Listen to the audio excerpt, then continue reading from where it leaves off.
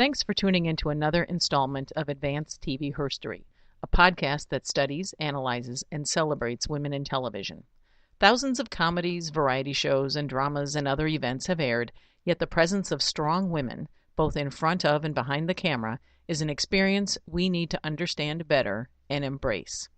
With an eye to aligning the leadership lesson, time capsule observation, or fascinating backstory of a show's success or failure, my goal of Advanced TV Herstory is to connect the treasures of the past to the great potential of today's TV and online platforms. Tomorrow's success is rooted in understanding what has come before us. So gear up for a little sociology, economics, strategy, storytelling, and fun. It's all here at Advanced TV Herstory. I'm your host, Cynthia Bemis Abrams. It's reassuring to know that so many followers of Advanced TV Herstory know and like their Cagney Lacey. The podcast that we posted 6 weeks ago, entitled Concept to Pilot, Cagney Lacey, traced the show's origins. This installment takes us from where we left off, the pilot. What follows is a drama in its own right, and it's essential knowledge for listeners who track women in TV. Here's why. This interim period, which creator Barney Rosenzweig labeled 6 lost episodes when he included them in the fancy boxed DVD set of the series, serves as the stage where the show is tested, fine-tuned, nearly lost, and in the end, repositioned for success. Cagney and Lacey was no normal show. Originally conceived in the 70s, Cagney and Lacey's first objective was as a buddy movie, a story that finally put 2 women in the main buddy roles like Robert Redford and Paul Newman were in Butch Cassidy and the Sundance Kid.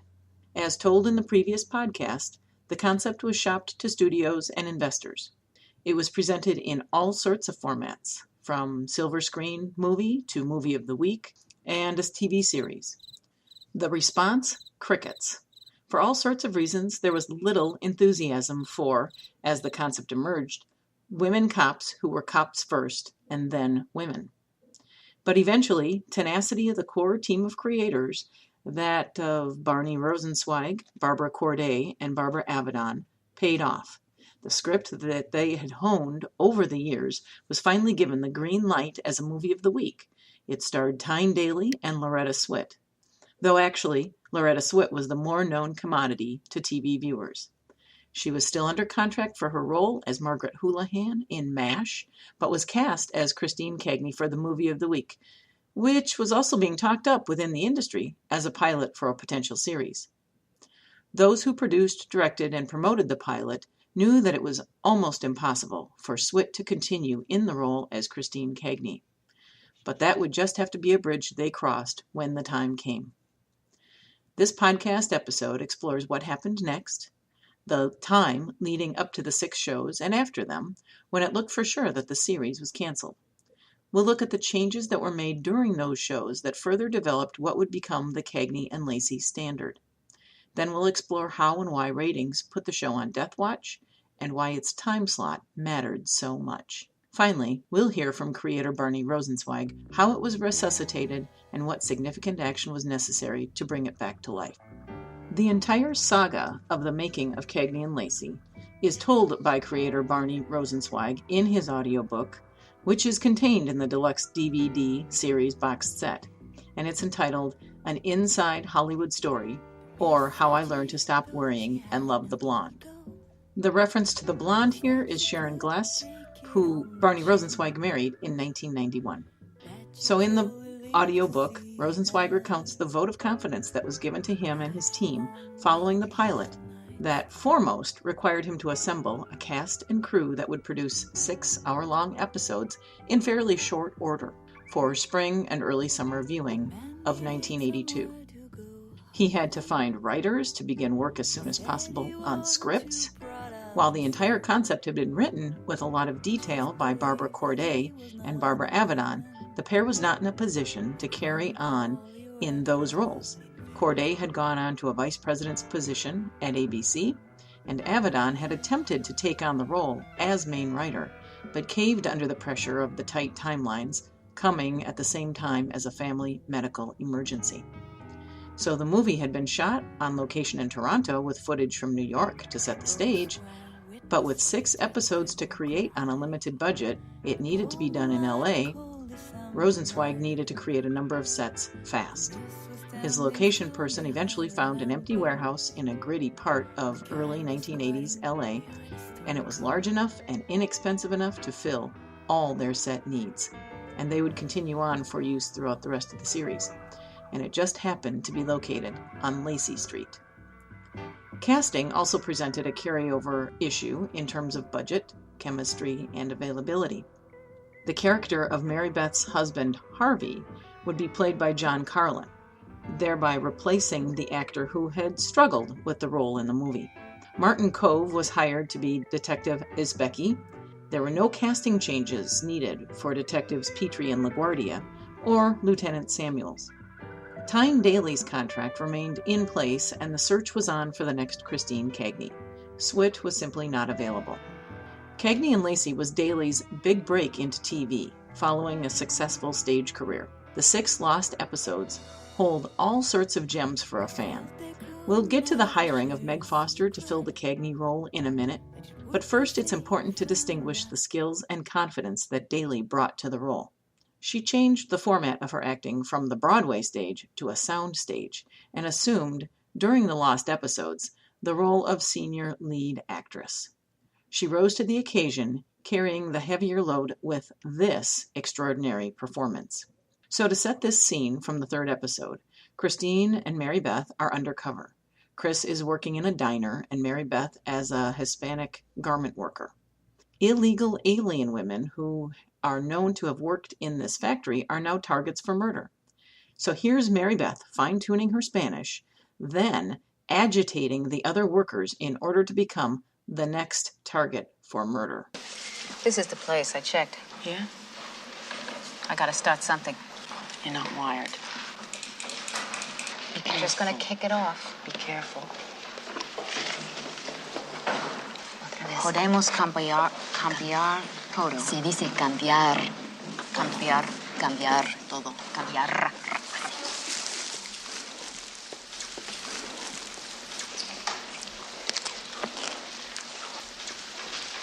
¿Puede creer esto? ¿Qué? Estamos en los Estados Unidos.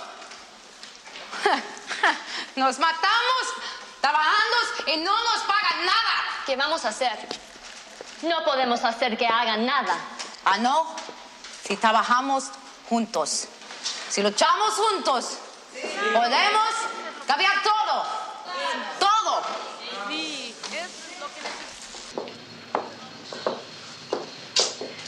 We got a troublemaker. In that scene, Daly shows off her Broadway chops. She's confident, she projects her voice, and the 50 extras in that scene must have thought she was going to break out in song.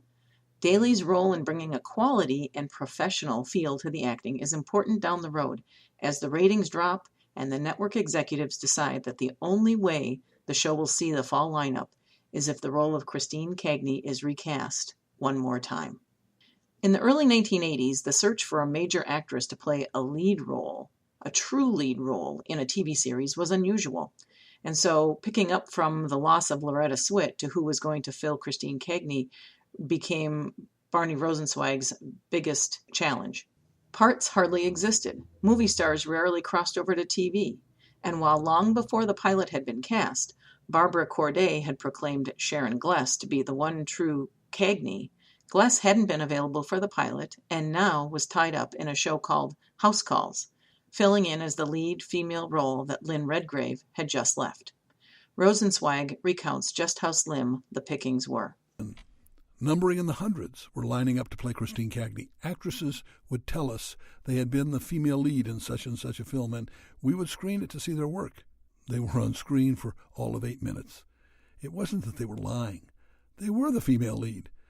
What that invariably meant was they were the nurse, or the wife, or the secretary. The dearth of good roles for women made it clear why we were being bombarded with applicants. Besides the hundreds of unknown or relatively obscure players, Sally Kellerman, Susan Ansbach, and Jennifer Warren were vying for the role. Meg Foster's body of work in both movies and TV had been consistent for a decade leading up to her reads with Tyne Daly. Rosenzweig received Daly's favorable impressions of their chemistry and felt that Foster delivered the physical qualities of the Christine Cagney character that had been in the works all these years. We began to set up meetings for actresses who might play the lead. The first actress interviewed was Meg Foster. After she left the room, I said, as far as I'm concerned, we can stop looking. She's terrific. Avedon concurred. Rosenblum and Iannucci were nervous about ending the process so soon. We can keep looking if you want, I said, but let's not lose her. She's got something. But the network wanted Rosenzweig and Daly to do one last lookover, this time with the seasoned actress Susan Clark. Now, I know you're squinting and saying, who? Clark had appeared in movies and TV, but for this role was not willing to do a reading with Daly. With the clock ticking and this final casting decision to be the last piece of the puzzle, Rosenzweig brought Daly and Clark together for a social visit. The hour-long visit gave him his ammunition to take back to the network to say, basically, while Clark was a more recognized actress than Meg Foster, she didn't have the energy, the presence, or the physical stature to be Chris Cagney. She was too suburban.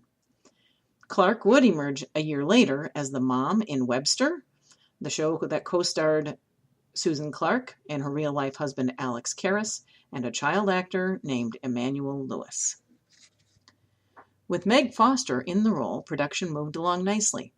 Due to the nature of the show, that is, two women in a male-dominated workplace, and storytelling from a woman's point of view, there were numerous run-ins with the Standards Office regarding content and language and setting. Rosenzweig learned to pick his battles, and these two main characters, however, were unlike any other two on TV, and here's how Rosenzweig depicts how he chose the battles he would pick. And here's how Rosenzweig describes what was important to him. I was much more interested in fighting for concepts and the right to explore them than to be granted permission to expand the allowable TV series vocabulary of off-color remarks. Sometimes they commingled. We were always getting the standard request to reduce by 10 to 50% the number of hells and damns in a script. We would comply, but only as long as it was understood that Cagney could say all the hells and damns she needed, and even an occasional crap, ass, butt, or bastard. Although it was language, our point was conceptual. These were women trying to succeed and be accepted in an all-male arena. No one wanted to be more accepted than Christine Cagney, and so, even though her father might tell her to watch her mouth, or her partner might wince, talking tough was an important aspect of the Cagney character. The network agreed. Don't you just love his enthusiasm?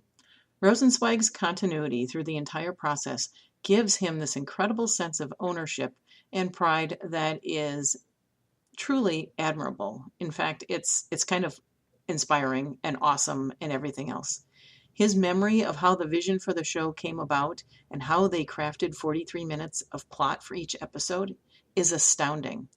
Either that, or in researching all of this information for his audiobook, he was able to drag up boxes and boxes of files that included all of these tremendous details. Because I have to say that when you hear how he describes the formula for the show, you have to wonder whether male shows like Starsky and Hutch had this kind of methodical approach that was also based on parody for the two lead actors. Basically, it was a direction, a formula, to be broken only for a better idea. We had to get started somewhere, and I was now prepared to say we start with this. A cop story with a beginning, middle, and an end. B, a personal story of nearly equal length with the cop story, and, ideally, tying in with the cop story in some thematic way. This story should feature either Cagney or Lacey. C, a personal story of perhaps half the length and importance of the other personal story, featuring the lead not featured in the longer personal story. D, comic runners or running gags involving the squad room, the other detectives, the booking area, or the Lacey household. For a glimpse into how the two women were developing as characters, I have found two short scenes. We know from the pilot that Cagney, as a woman in her mid-30s, had men friends and was sexually active. In fact, the first we see of Loretta Swit as Chris Cagney in the pilot is indeed her bare back in bed with a guy she picked up. At the end of that particular scene, she doesn't even remember his name. But in this scene that I'm going to play the audio of, Foster just doesn't seem comfortable with this dialogue. It's hard to know where she's taking it. There was not a lot of range of emotion, which leaves you wondering, is she angry, disappointed, confused, insulted? So anyway, we get back to my place. Yeah? We're feeling kind of loose because we had this really nice wine and champagne. Yeah? Geez, I love champagne. Well, there we are, sitting on my couch. He's in his tux. Me, I'm in this gown. My clavicles are showing. We look just like a, couple right out of a perfume ad. And you know what he does? What? Nothing. Nothing. Check me out, huh? See any hickeys? Any beard burn? Nothing. Maybe he's gay. Not a chance. Maybe you're not his type? I don't know. We had this little argument about the criminal justice system. I think I kind of ruffled his feathers. So, how did it end? So I said to him, the trouble with you thoroughbreds is that you're too damn sensitive. We're not going to go to court on this. You're going to come over next week for dinner. You're cooking him dinner? You must really want him bad. 8:30 Tuesday. You got a pot you can lend me? Minutes later in the show, we learn this guy's married, which is a line Christine Cagney consistently would not cross throughout the show's run. Mary Beth Lacey, we learn in the 6th episode, has been married to Harvey for 12 years. In fact, the Lacey storyline in this particular episode is what she will get Harvey for their anniversary. Does Daly just know how to serve it up, this time wearing Harv's anniversary present to her, a black negligee, or what? And what you should know is that she's in their bedroom with a lit cigarette. Betty Davis would have been proud of how Tyne Daly used cigarettes as props through these first 6 episodes. But in this case, Harvey calls in her anniversary present to him. So what you're listening for is the contrast between Tyne Daly, very, very distinguished actress, playing a 12-year-long married woman. She's putting sauciness into what otherwise would have been a humdrum anniversary celebration. And contrast it to Chris Cagney, longstanding single woman who is known to play the field, and Foster's inability to project that. That's a nice set of PJs. I love my presents, Harvey. I hate myself. Why? Because I haven't found you yours yet. And I've been racking my brains for weeks. And work started to pile up so fast. Hey, you want to give me something that'd make me really happy? Anything. You name it. There you go. Pleasing your man. Glad to see you learn something from this Helen Granger. Oh, yeah. She's smart. And she's gutsy. And I wish she was on our side. So what can I give you that would make you really happy? Give data. Oh, you're kidding. Am I? Read statistics on women smokers lately? Harvey, that's not a real present. 5 or 10 more years with you. It's one hell of a present.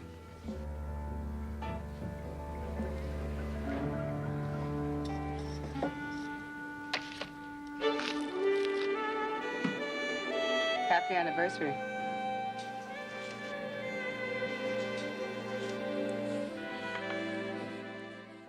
This is the last scene of the last episode.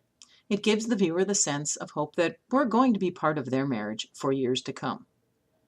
So we see now how the writers are evolving the personal lives of our heroines. How do the women as a team fare through these episodes? So remember that there is a conflict that is familiar to all Cagney and Lacey fans.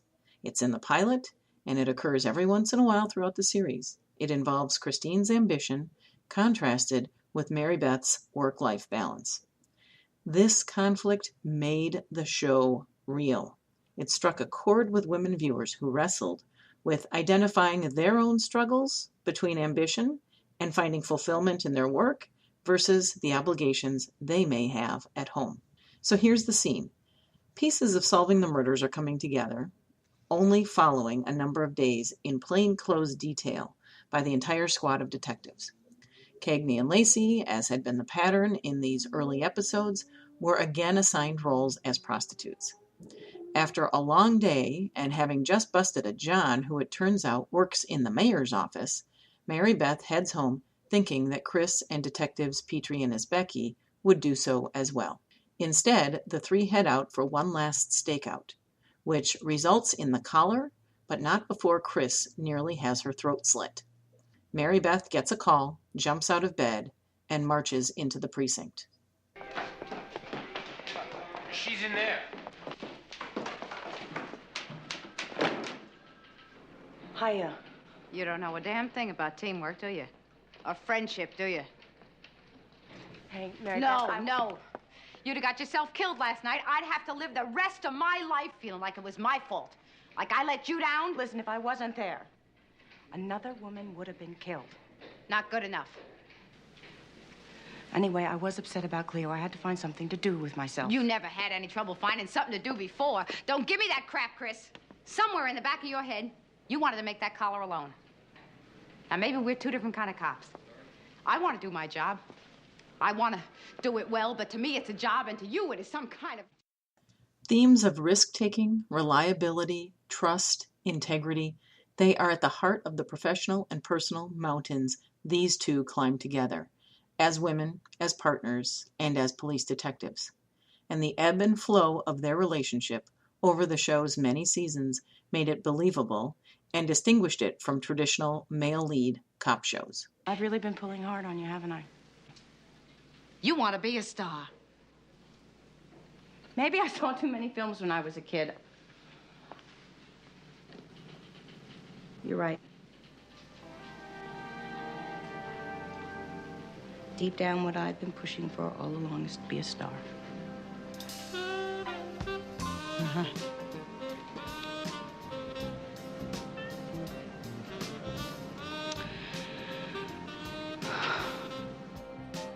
You want my autograph?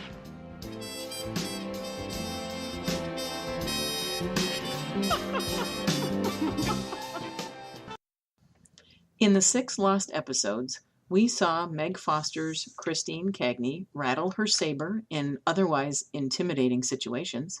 She scratched the surface of Chris's relationship with her retired cop father, which is a storyline that goes well into the middle period of the series. Foster stared down Al Waxman in his role as Lieutenant Samuels in such a way in these early episodes that his character's animosity eases up.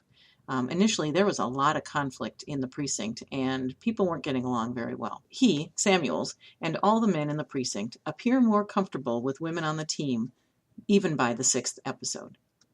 But while the 6 shows were good, they didn't have the promotion or the Ms. Magazine cover story momentum that the pilot did. The novelty, it seemed, just wasn't there. Also, the network's original time slot may have actually thrown a lot of cold water on what otherwise could have been a great introduction to a regular viewing audience. Did anyone actually think that this time slot was a good idea? Thursdays at 9 p.m., which meant it followed Magnum P.I., and the network hollered when it drew a paltry share for the first episode. Now, understand, Magnum P.I. was at the top of the ratings. It was a beloved, familiar, colorful, eye candy show with an eye candy star, Tom Selleck, and it was set in Hawaii. So think about it. You get up for your 8:57 p.m. Thursday night brewski, head to the refrigerator, come back, sit down, and you're on the mean streets of New York with 2 women who you don't even recognize, who seem intent on proving themselves to all male Americans.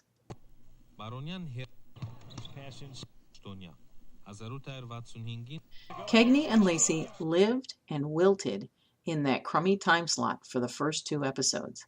Rosenzweig demanded that the network let the show be its own attraction, preferably one in a time slot that was stronger with their known demographic, working-age women.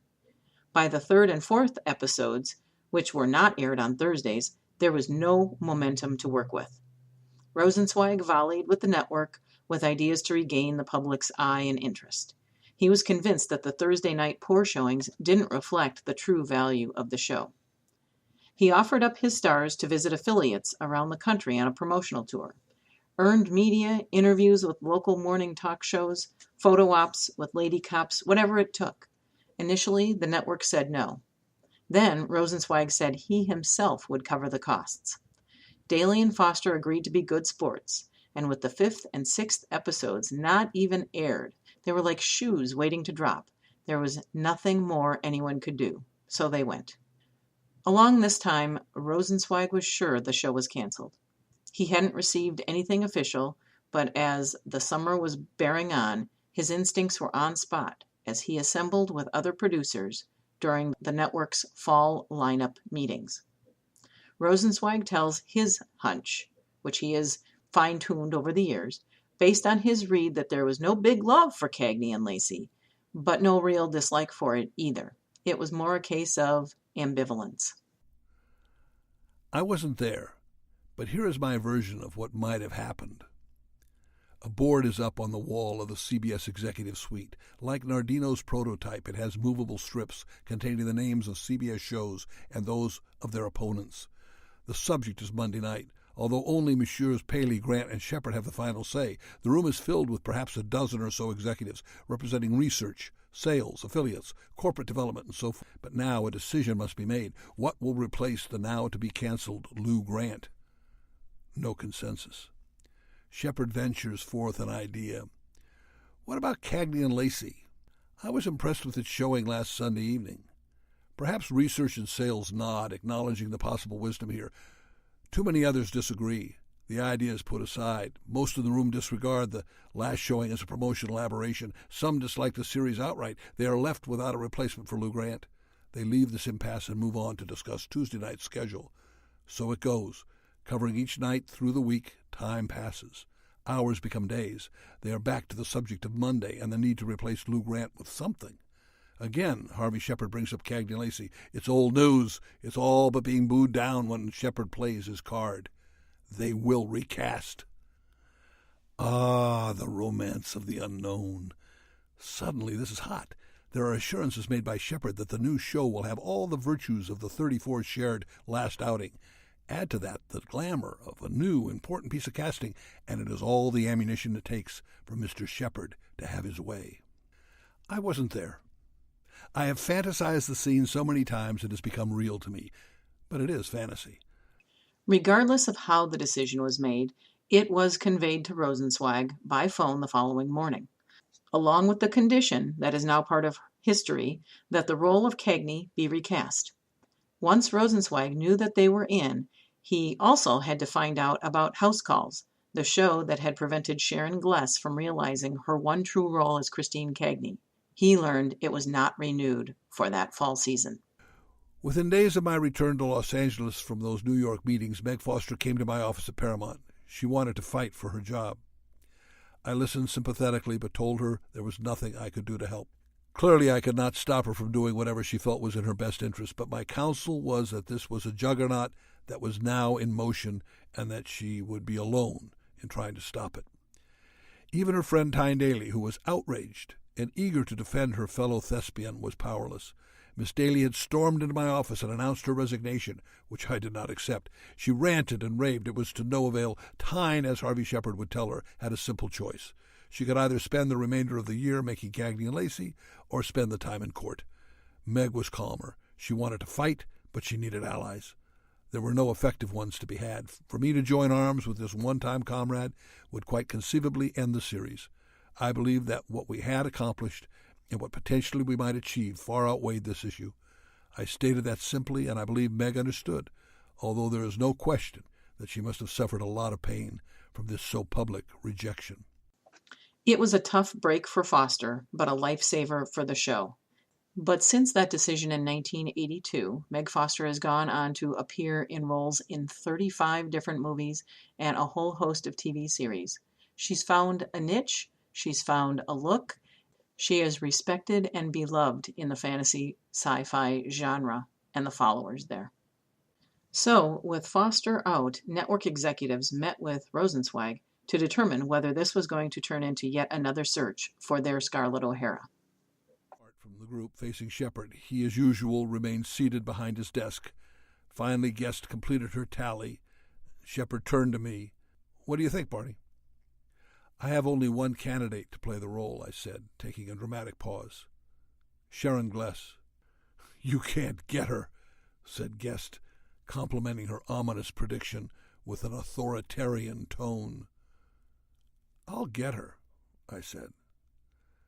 Shepard broke the ice, beginning to form in his office by saying, "If you can get Sharon Gless, then this meeting is over." With that, I got up, thanked everyone, and left. What was to follow was several weeks of the toughest negotiations I have ever witnessed.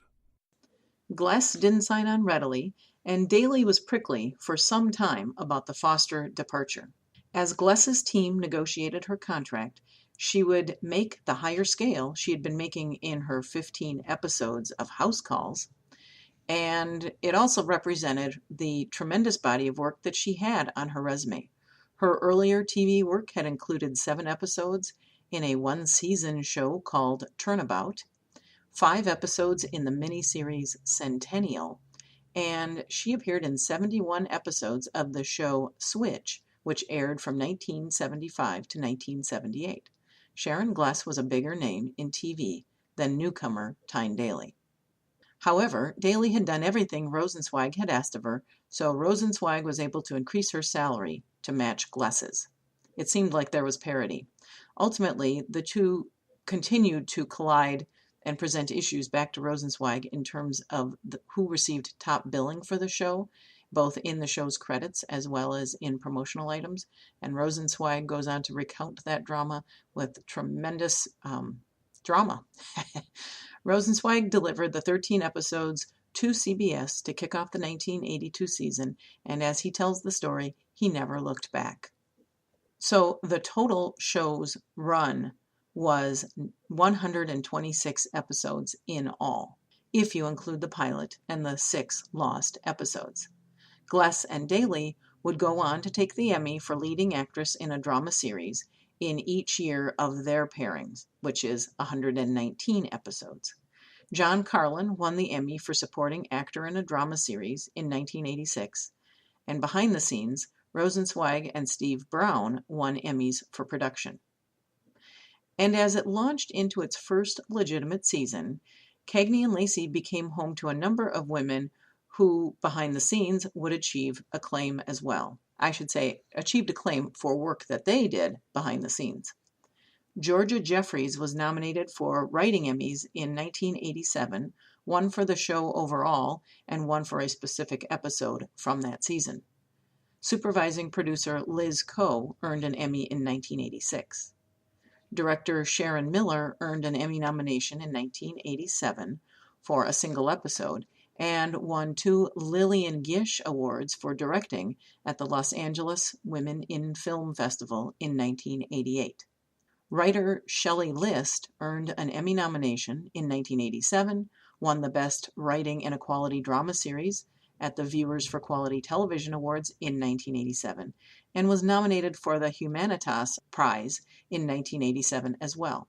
These were largely due to an episode that itself earned the show and other crew members recognition. That show is entitled Turn, Turn, Turn.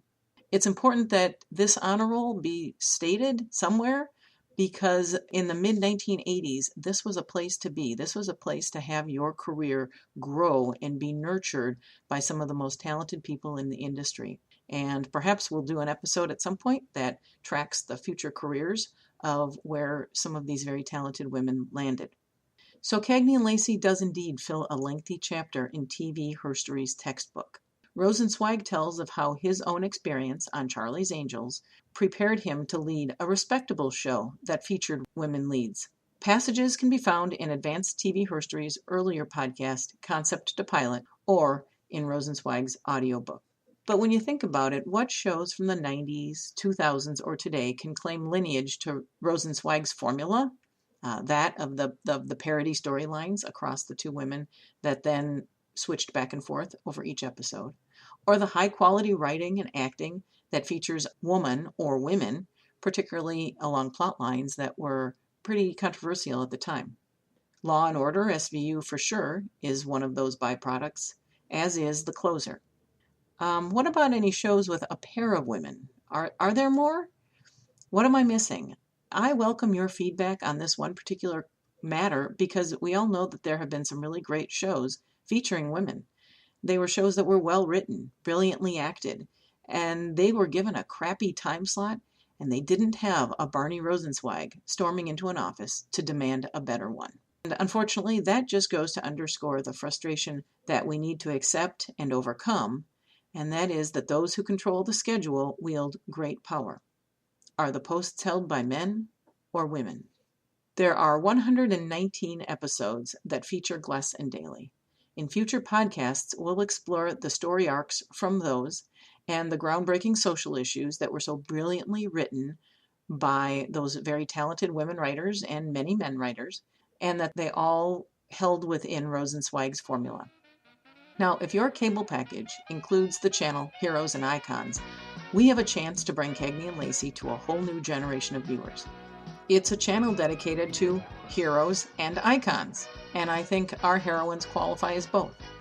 There is no primary website for the station, just cable systems incorporating its schedule into their lineup.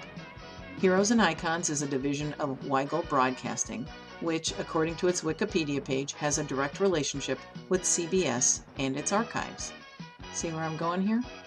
While we all like Hulu, which is currently a place where you can find Cagney and Lacey episodes, I'll be the first to say that one of the most important, well-crafted series in TV herstory belongs on TV, not to be watched on my phone while I'm waiting to catch a plane. Let's do this together. Write down this phone number, 312-705-2600. It's the phone number that gets you to Weigel Broadcasting's switchboard, right there in downtown Chicago. Give them a call.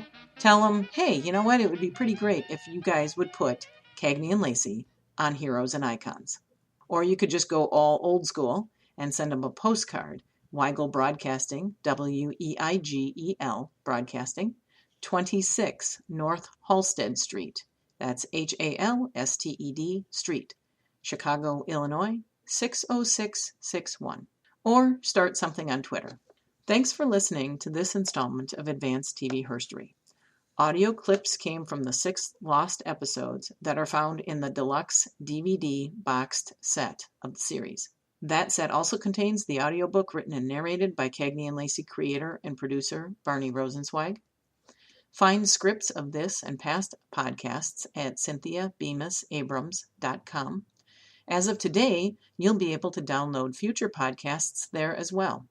Background music for this installment is by Daisy May, and I found it at freemusicarchive.org. There are all sorts of great topics in the works, so please send me your ideas for shows or performers or characters who mean a lot to you or have helped you sort through leadership issues. There's so much work here that needs to be done. I just want to make sure that we're getting what you want to hear. Email me at advancedtvherstory@gmail.com or leave a comment at the downloads page at iTunes or the hosting site Libsyn or my website. This is our herstory to claim, to write, to research, and to celebrate. Join me. I'm your host, Cynthia Bemis Abrams.